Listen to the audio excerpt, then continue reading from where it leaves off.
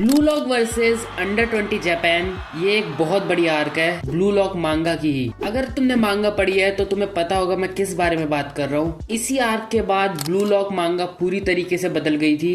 इसी आर्क ने हमें बहुत सारे राइवल्स दिए हैं, बहुत सारे मैचअप्स दिए हैं और बहुत कुछ दिया है। तो आज हम इसी आर्क के टॉप 10 परफॉर्मर्स को देखने वाले हैं जिन्होंने इस मैच में बेस्ट परफॉर्मेंसेस दी है और उनके कैरेक्टर को एनालाइज करेंगे, उनकी डेवलपमेंट को लेकर और भी बहुत कुछ। और मैं कोशिश करूंगा कि मैं तुम्हें स्पॉयलर्स ना दूं इस वीडियो में। तो सबसे पहले स्टार्ट करते हैं अपने दो कैरेक्टर से जिनको मैंने रखा है सबसे नीचे, हियोरी एंड चिगिरी। दोनों की परफॉर्मेंस मैं कहूंगा ठीक ठाक ही थी।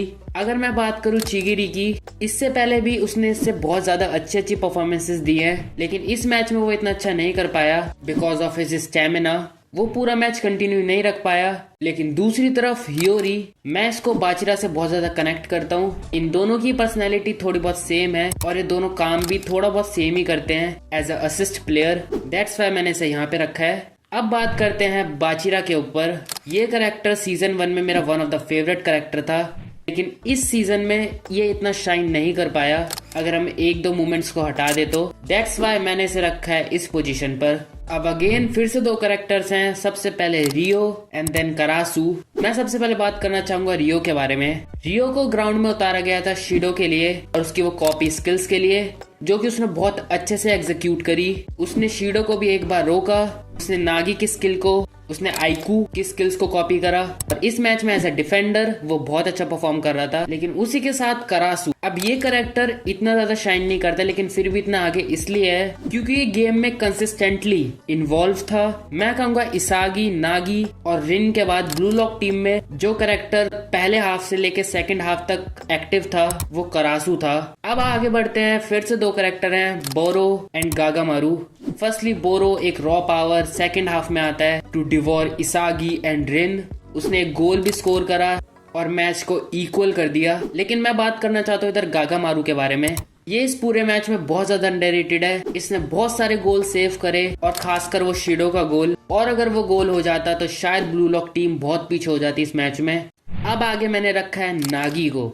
अगेन पूरे मैच में जिसने सबसे पहले रिन के उस ईगो को अच्छे से एग्जीक्यूट करा वो और कोई नहीं, वो नागी था। नागी का पहला गोल ही इस मैच का one of the most fantastic goal बन गया था और इसने बीच बीच में भी अच्छा खासा कंट्रीब्यूट करा और ये प्रूव करा कि वो इसागी का one of the most important piece है उस मैच में। अब इसके बाद मैंने रखा है शिडो को। अगेन एक मॉन्स्टर, इसकी वजह से अंडर 20 जापान का जो अटैक था वो बहुत अच्छे से एग्जीक्यूट कर पाया। इसको कंट्रोल करना मुश्किल था लेकिन साई ने वो करा। लेकिन इसकी वो बाईसाइकिल किक बहुत ज्यादा अच्छी थी और उसी के साथ इसके पास एक रॉ स्ट्रेंथ भी है बोरो जैसी, जो कि इसे एक अपर हैंड भी देती है। अब आगे मैंने रखा है आइकू को, अंडर 20 जापान का डिफेंड का मेन पिलर और at the same time captain भी। और इस बंदे ने पूरे मैच में इसागी के पीछे लगा रहा और एंड तक इसागी को कंट्रोल कर रहा था मैं कहूंगा। और फर्स्ट हाफ में तो उसने कोई चांस ही नहीं दिया था इसागी को, और जब वो अपनी फ्लो स्टेट में एंटर करता है वो और भी ज्यादा अच्छा हो जाता है। और एज अ डिफेंडर उसने अपना काम बहुत अच्छे से करा था इस पूरे ही मैच में।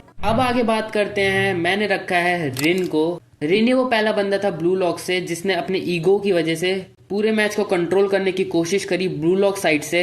He was competing with his brother. वो उस मैच में अपने आप को प्रूव करने की कोशिश कर रहा था एंड अगेन इसने भी बहुत कुछ कंट्रीब्यूट करा इस मैच में ब्लू लॉक के लिए। लेकिन जिस तरह से ये ब्लू लॉक में नंबर 1 था, इधर से मैं कहूंगा कि इसकी एक रिडेम्पशन आर्क की स्टार्टिंग होना चालू होती है। मांगा रीडर्स को पता है मैं किस बारे में बात कर रहा हूँ। अब सेकंड पोजीशन पे मैंने रखा है इसागी को।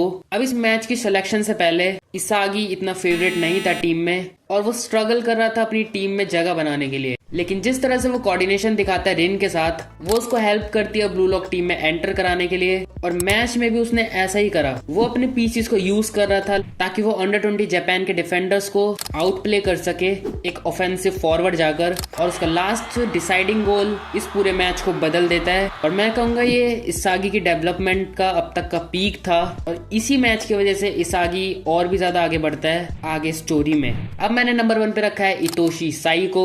अब बहुत से लोगों को लग रहा होगा क्यों, खासकर नॉन मांगा रीडर्स को, और मांगा रीडर्स को तो पता है मैं क्यों बोल रहा हूँ, लेकिन मैं नॉन मांगा रीडर्स को समझाना चाहूंगा कि ये वर्क कैसे कर रहा था पूरी फील्ड पर। फर्स्टली वो कंट्रोल कर रहा था शीडो को, जिसको इवन ब्लू लॉक टीम भी हैंडल नहीं कर पा रही थी। उस बंदे ने शीडो को यूज करा और अंडर 20 जापान के अटैक को और ज्यादा अच्छा कर दिया। सेकेंडली एज अ मिडफील्डर वो बार बार अंडर 20 जापान को लॉन्ग पासेस और अच्छे पासेस सर्व करता ही जा रहा था, और इतना ही नहीं तो उसने आगे लास्ट में काम भी करा इसागी के गोल को रोककर, जो कि शायद उस वक्त कोई भी अंडर 20 जापान में सोच नहीं पा रहा था कि वो करना क्या चाहता है। उस वक्त साई ने इसागी को रोका, लेकिन वो अलग बात है उधर बोरो ने स्टील कर लिया गोल।